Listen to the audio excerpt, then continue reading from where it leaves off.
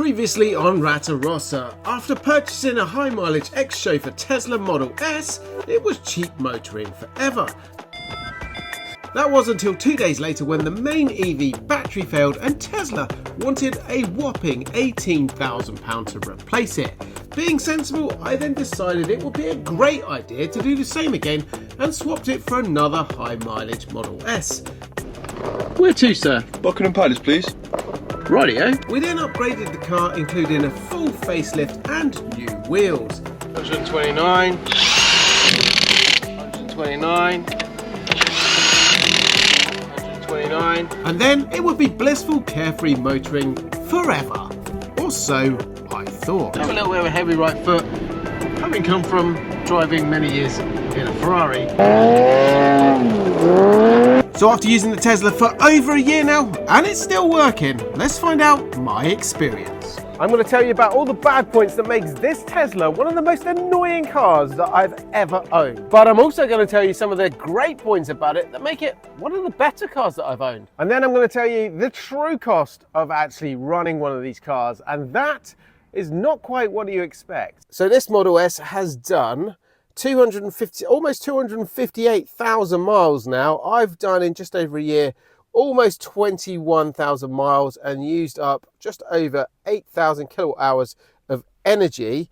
So how good has it been? One of the worst things about this car is the build quality. Quite frankly, it is shocking. We have got squeaks, bumps, rattles, knocks. It is atrocious. Now I know we're in an EV car, but no petrol engine would drown out these noises. You would hear them anyway. Okay, maybe some engines, but it's really annoying. First of all, well, the fitment it creaks. It does all of this kind of thing, and well, it moves around. Then on the inside, the worst thing for me is the AC system. Now it's switched off at the moment. Let's see if it will do it. It's really random.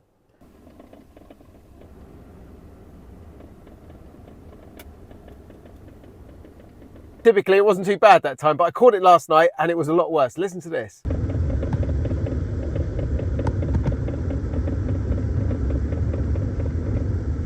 And how annoying is that? It used to be random. Now it is pretty much all the time when I'm driving it. I've got the AC on. And it's not just something simple to get to. It's right in the guts of it from what I can find out. You can't just take this top cover off and get to it. You have to literally strip out the whole dash. That is also quite a common problem. Guys, I need your help here. You see, when I'm in the garage, I like to pop in my Raycons and listen to some music. I find it chills me and I get much more work done. But here's the strange thing, depending on which car I'm working on, well, it depends on the music genre I'm listening to. Right now, we're on the classic BBI, so I've got some Italian opera, a bit of Pavarotti in the ears for some inspiration. The 308 and Testarossa, well, naturally, that's got to be the 80s. I've got a bit of the Miami Vice theme tune rocking out in the Raycons right now.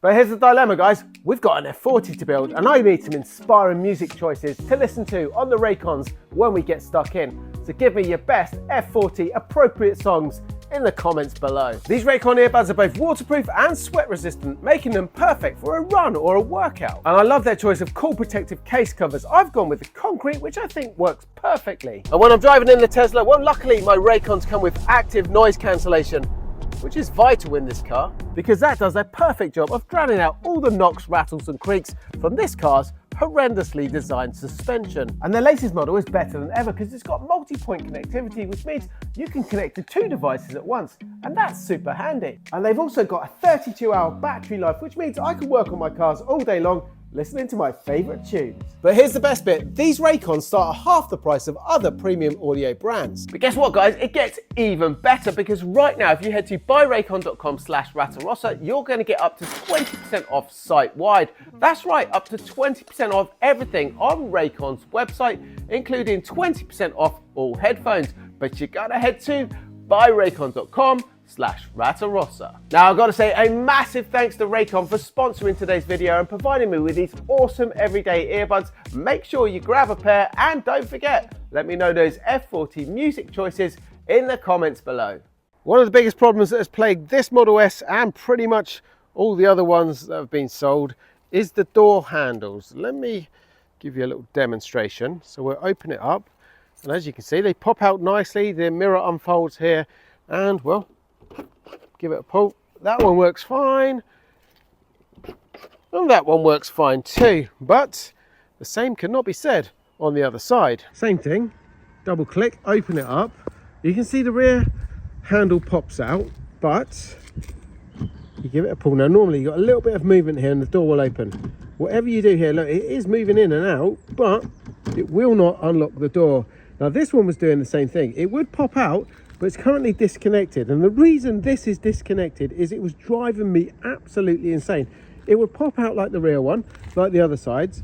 You can't open it, it would do this. You still wouldn't be able to open it, but it wouldn't just stay out. It would just cycle continuously in and out all day long. That sounds like a tune, but it wasn't. It was the most annoying noise ever. I could be sat in the car and I could hear this motor cycling, and it wouldn't stop there. Overnight, you could see this thing moving in and out. Now, it wasn't exactly a security problem because you could pull the handle, you can't get in the car for love nor money. And before anyone says anything in the comments below, well, we've already replaced many of the components on these door handles, as you can see here. The actual handle was replaced completely. We've done all the upgraded parts like this that are now in metal, that are not plastic anymore. All the sensors, you can see motors, everything like that has been replaced on both of those handles, and it's still made no difference. So what that means is this car is rather embarrassing, because to open the door on that side where nothing is working means I have to climb through the car like this and open the door, which is quite embarrassing if I'm in a petrol station or something like that. Now, one of the worst things, despite looking great on this Tesla, is these wheels, in particular the 21-inch turbines, which I guess on a car that weighs over 2 tons with a low profile tyre, well, no, actually they should be fine. Other cars are fine, so these are just a shit design. Absolutely, they're made of cheese. Let's say you're driving your Model S and, well, the road is a little bit rough, you hit a pothole no bigger than that, or you drive off a curb. Well, it means that your wheels that are made of cheese are basically going to crack. It got to the point where I was so fed up of having my car off the road because I had a cracked alloy that I actually ended up buying a spare set of identical ones so I could swap them over as they cracked. But guess what? That was a few months ago, and all 4 of those are also now cracked, including this one. One of the things that is driving me absolutely insane right now on this Tesla is over on this side. I've got the most annoying knocking noise known to man.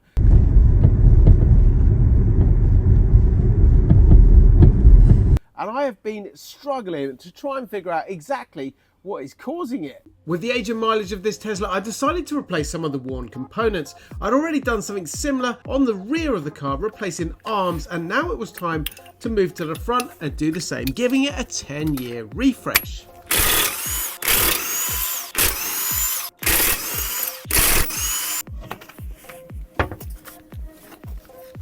I bought this whole suspension kit. Actually, there's a bit I've added to it, but it was all the front end, like literally everything, all the upper arms, all the lower arms. I also bought some individual bits for the back. So this is one of the upper arms on the back on my car, that when you put the power down, it kind of squirrels, it just snakes around a little bit like that, and then kind of irons itself out, sorts and goes in a straight line. But took these off, replaced these. Both sides were exactly the same. One of the drop links, same thing. Look at that. I think this one was a real bad one. Yeah, look at this one. Like literally, you can push the thing out. So that's why my car was snaking around. Anyway, I've replaced those. I think they're like 25 quid each. That as well. This whole front kit, literally all the arms, all the drop links, all the track rod ends, the whole lot was £166. So far, we have changed the top arm over here, the front arm, the back arm down there, the drop link, which is here, and also the track rod end. Now, it's not that I'm just throwing parts at this, all of those were pretty worn, so we had the whole kit and we've changed them anyway. However, I've still got the problem, so all I can think is we have a problem with our shock absorber. Now, I've checked all the top mountings up there to make sure there's nothing loose. It's all tight, all the bottom, the bush has all been changed because it's in this arm. And so really, I've bought myself a new shock. We're going to try that because that is the last thing on this whole complete corner that hasn't been changed. Over on my workbench here, we have the replacement shock. Now this, brand new, it's complete, comes with the spring, the whole lot. So it is literally change it over, plug and play. Now, despite ordering 2 shock absorbers, only one had arrived that day, so I decided to install it on the left side that had all the knocking noises. It wasn't actually a bad job at all, 30 minutes tops, and well, I took it out for a test drive. Surprisingly, it actually fixed some of the problem, not all of it. However, it did unmask a noise, this time on the right side. Just received the replacement right side front. We're going to fit it, but right now it's -2 out here. It's icy, it's cold, my fingers are numb, and it's no warmer in there. It's not the kind of job I like doing in this weather, but needs must. All right, so the shock absorber is out, and while it's out, I'm going to take this opportunity to replace this lower arm with a new one. Now, the reason I'm doing that is if you look at the rubber boot right there, it's got a tiny little split in it. And if I take my screwdriver, you can see how loose that is. It's definitely still got a little bit of grease in there, but I don't think that's going to last too much longer. This one, if I compare it to this, that bush there is nice and tight, way different to this. And this part is the bit that sits on the lower bit of the shock absorber here. So that one is not going to last too much longer, and it could also have contributed to some of the noises I've been hearing on this car. All right, let's put it all back together.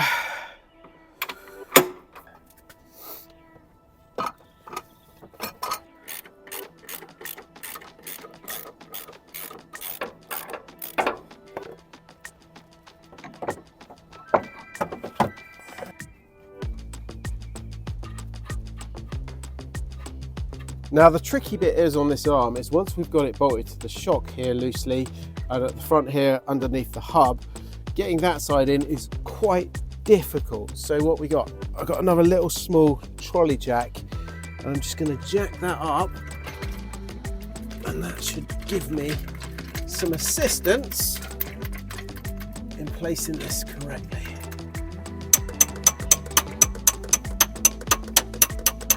Now the key here is to get all these orange alignment marks set up in the right place. So we've got our tracking pretty much right. We've also got this washer to go on the other side. Now you can see the bolt goes through here. It's a special shaped bolt, so we can manipulate all the camber and all the suspension settings on this one. All right, it's looking good. Just got to tighten everything up, and then we'll take it for a test drive. I then took the car to get everything aligned correctly and, well, took it for a test drive. But guess what? It made no difference. In fact, it was a little bit worse. Now here's the weird thing. We've changed all the suspension components on this car, as you saw, and the noise is now probably worse than ever. But the weird part of that is the noise originally was over here, predominantly on the left side, 100% over here. We then changed all the shock absorber, all the components over here, and it is now changed to the right side. We changed the bits over there, and I took them off, replaced them, tried the old stuff. There were 3 bits, shock absorber, lower arm, and a drop link. Yeah, they were the only bits that we changed over there at the time when the noise started to happen. All of those we have tried on and off with the old stuff. Noise is still there. Now the weird part is, I'm not the only one. If you look on the forums, there are loads and loads of people who complain about the noises on these cars, and it's driving me insane at the moment. Now I know it's all safe because the whole system has been changed. There's nothing loose. We've checked everything, triple checked everything. And well, we're going to just live with the noise at the moment because it's not unsafe. So for now, my solution in this Tesla when we're driving is, well, I'm going to be wearing my Raycons for a lot longer to drown out that annoying noise. Now you might have noticed a few things around this car, such as the creases here and there on the bonnet, which is incidentally amazingly strong. Great build quality there. Look at that. That's insane. Now, there is a good reason for that, and that is because the bonnet catch failed and the bonnet flipped up while I was driving about 60 miles an hour. Luckily, it didn't smash the screen because that's an extremely expensive item, but I don't know if you can see, we've got a bit of a dent up there. And obviously, to get another bonnet is well over £1,000. So we're living with it. Like I say, this is my workhorse. But yeah, partly my fault to do with the front latch there. I can't blame Tesla on that one. But well, it flipped over very quickly. And then there's an obvious dent in the back of the car that, well, I explained in the last Tesla video that we did how that happened. Still need to repair it, along with a lot of other problems on this car. I'm not too worried because this is my workhorse. Eventually we'll do it. But that is what made this Tesla basically a free car. Now, one of the things that's still mighty impressive on this Tesla is the acceleration. That is, despite this being a 10-year-old car, it's the base model. This is just 85. This is not a P, this is not performance, and it's rear-wheel drive, yet the acceleration is still phenomenal. Let's find a safe zone and I'll show you. Okay, so we've got a clear stretch of road here, nice 50 mile an hour zone. Watch this.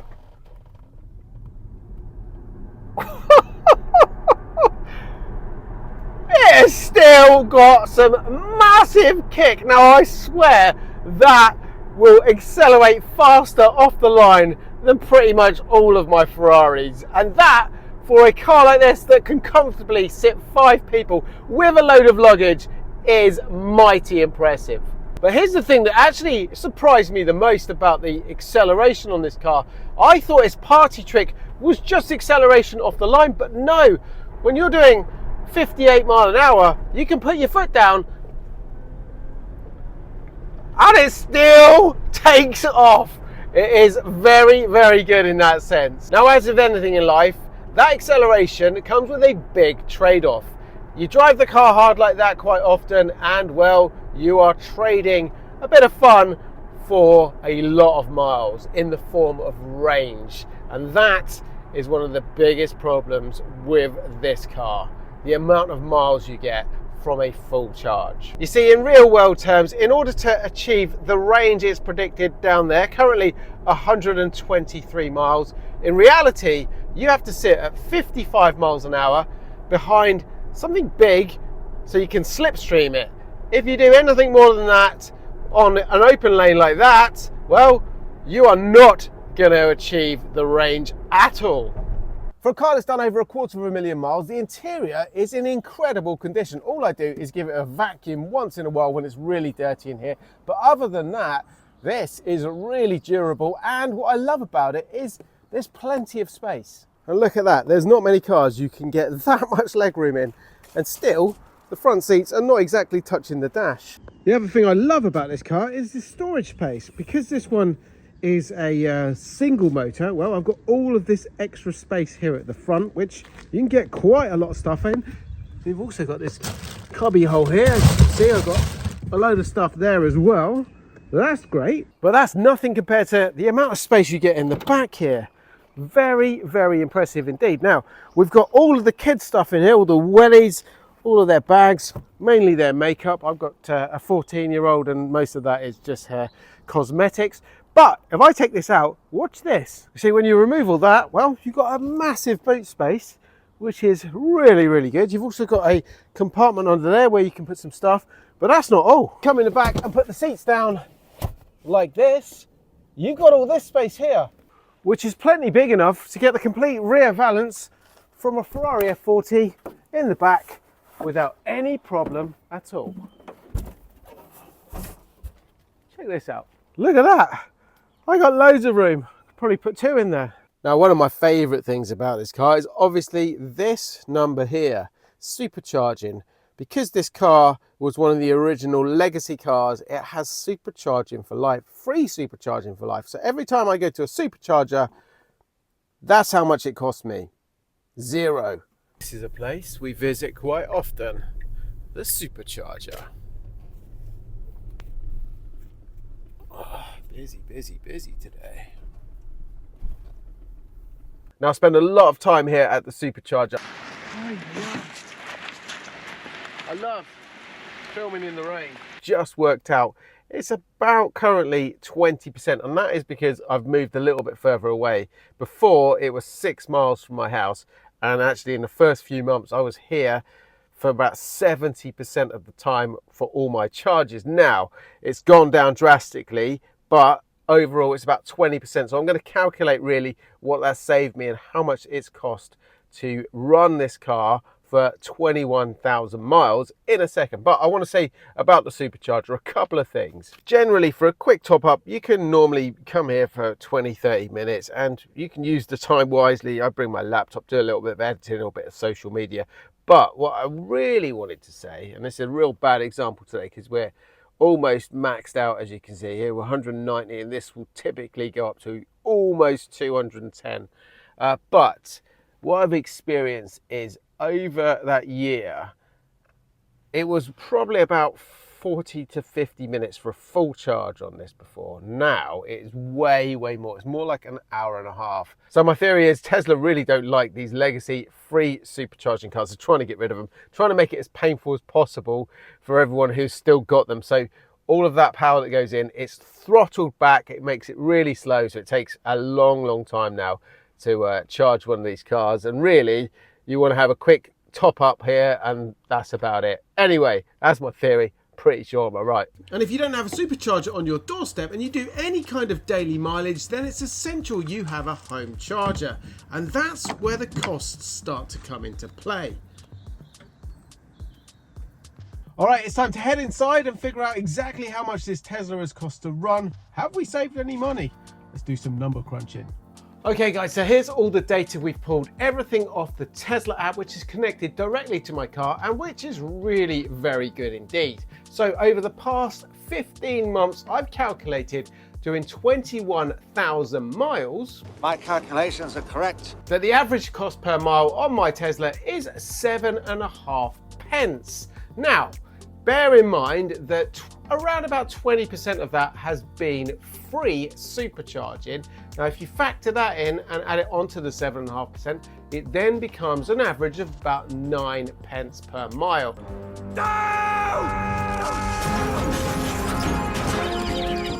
Now, I've looked up the average cost here in the UK for running a petrol car, and it's between 13 and 18 pence per mile, depending on the size of your engine, and for a diesel car, it's between 13 and 16 pence.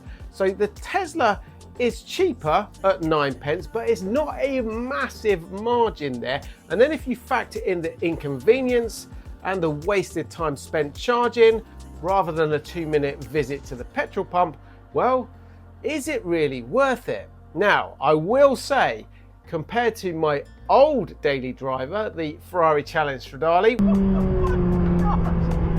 oh my days! Which last time I calculated, which was a while ago, was around about £1 per mile.